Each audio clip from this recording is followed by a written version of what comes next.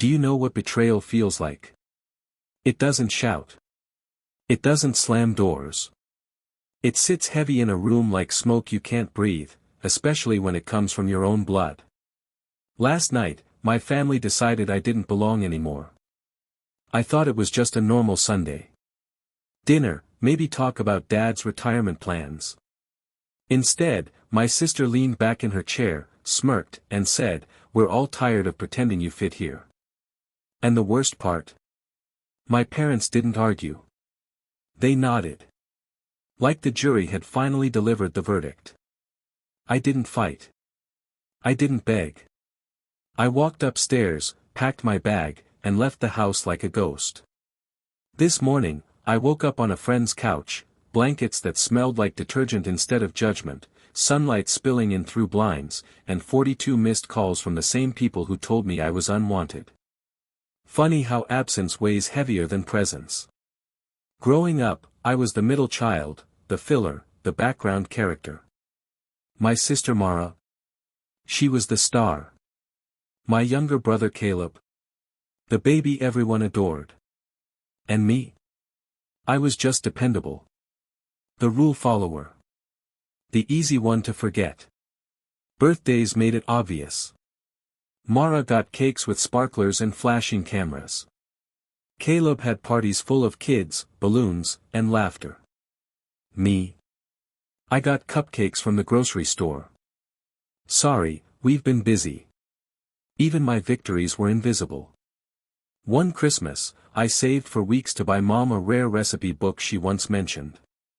She unwrapped it, smiled politely, muttered, "Thanks, Elias," and turned to gush over Mara's scented candle. It wasn't one big betrayal, it was a lifetime of small, quiet erasures. Silence was the family language. So, I learned to bury my wins, my fears, my thoughts, because what was the point of speaking up if no one listened? Until last night. That family meeting wasn't about solutions. It was a setup. Dad called it like a boss summoning an employee. Mom sat stiff, waiting to agree. Mara had that smug grin like she'd been rehearsing for this moment. They said I'd grown cold. That I'd become toxic. And then Mara dropped the line that gutted me. "You used to be easy to manage." What happened? Easy to manage.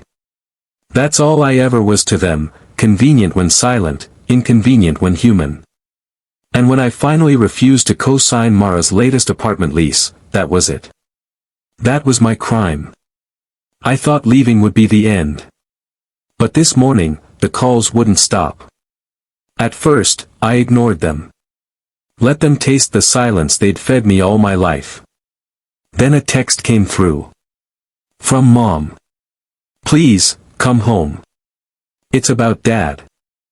My chest locked. I called back. Her voice was trembling. "He collapsed after you left. The doctors, they don't think he has much time. He keeps asking for you." And in that instant, everything froze.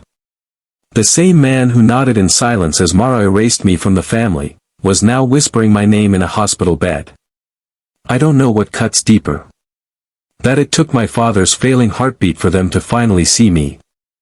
Or that a part of me wants to stay right here, on this couch, and let them feel the emptiness they gave me for years. Because for once, the choice is mine. For once, I hold the power. And that's where I'll leave you. If you were me, would you go back? Or would you let them live with the silence they created?